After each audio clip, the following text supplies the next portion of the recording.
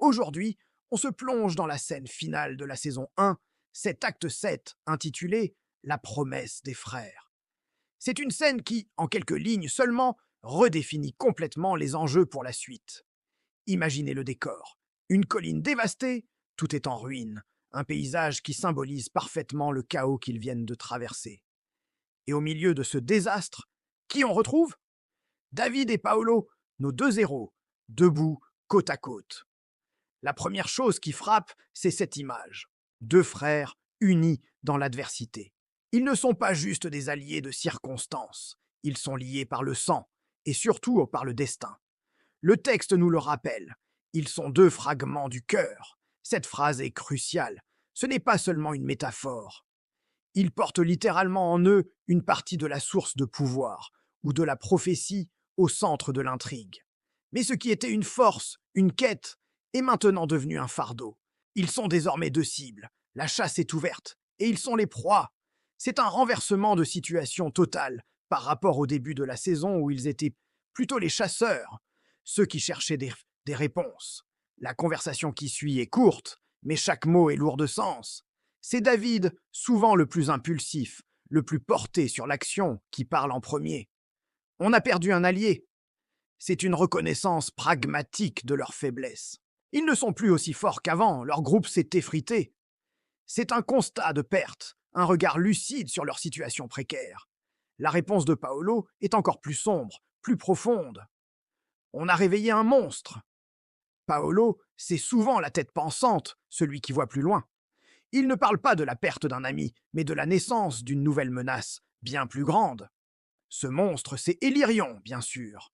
Cette phrase nous fait comprendre que leurs actions, même si elles partaient d'une bonne intention, ont eu des conséquences catastrophiques, bien au-delà de ce qu'ils n'auraient pas pu imaginer. Ils n'ont pas seulement échoué dans leur mission, ils ont empiré les choses. C'est le cœur du dilemme tragique de nos héros. Et c'est là que tout bascule. Face à ce bilan terrible, un allié en moins, un monstre en plus, on pourrait s'attendre au désespoir. Mais non. Paolo, le même qui vient de poser ce constat glaçant, enchaîne avec une simplicité désarmante. Mais on est encore debout. Trois petits mots qui changent toute la perspective. C'est l'essence même de la résilience. Oui, le monde s'est effondré autour d'eux. Oui, ils ont échoué. Mais ils sont vivants.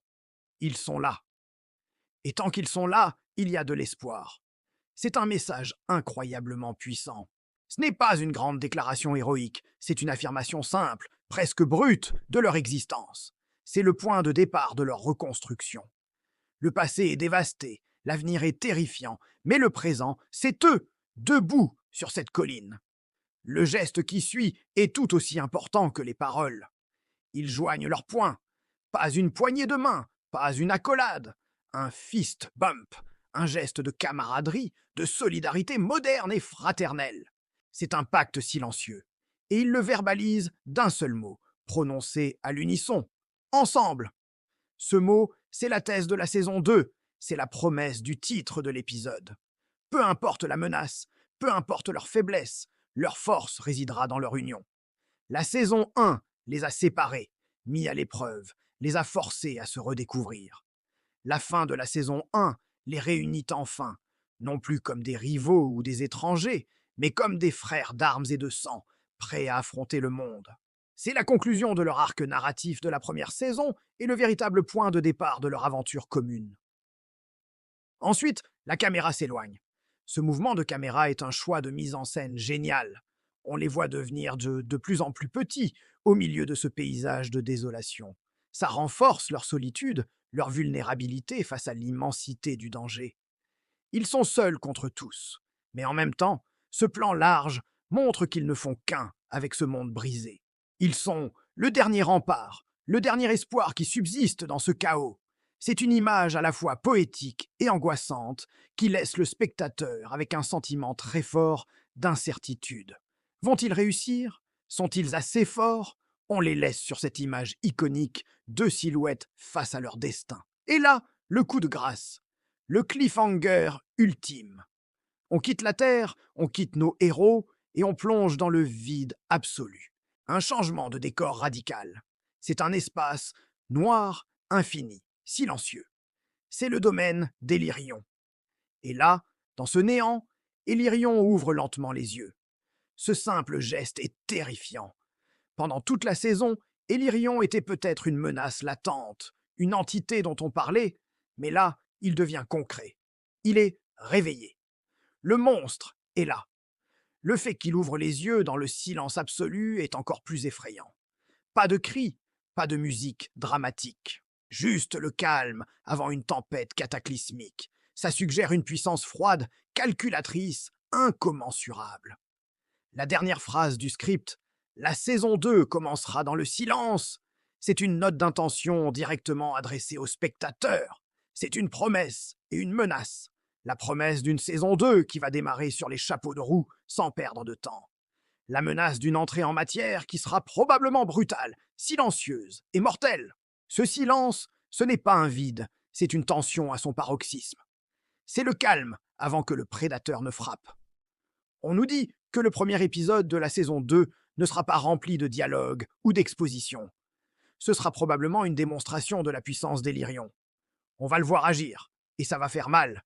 C'est une façon incroyablement efficace de créer une attente monumentale pour la suite. Alors, pour résumer ce final de saison, on a la confirmation du lien indéfectible entre les deux frères, David et Paolo, qui passent du statut de simple protagoniste à celui de pilier de la résistance. Leur promesse, ensemble, devient le thème central de la suite. On a la visualisation de leur isolement et de l'ampleur de la tâche qui les attend, avec cette caméra qui s'éloigne. Et surtout, on a le réveil concret et terrifiant de l'antagoniste principal, Elirion, dans une scène finale qui glace le sang et qui promet une saison 2 bien plus sombre et intense. C'est une fin de saison parfaite. Elle conclut l'arc principal de la saison 1, la réunion des frères, tout en ouvrant une porte béante sur un avenir incertain et dangereux. On reste sur notre faim, avec des centaines de questions en tête. Comment vont-ils s'en sortir? Quelle est la véritable nature d'Elirion? Que va-t-il se passer dans ce fameux silence? L'attente pour la saison 2 va être insoutenable. Franchement, c'est l'un des meilleurs cliffhangers que j'ai vus depuis longtemps. Il ne repose pas sur une action spectaculaire, mais sur la psychologie, le symbolisme et une tension pure. Chaque élément, du dialogue minimaliste au dernier plan dans le vide, est pensé pour marquer le spectateur. J'ai vraiment hâte de décortiquer le premier épisode de la saison 2 dès qu'il sortira pour voir comment cette promesse de silence va être tenue.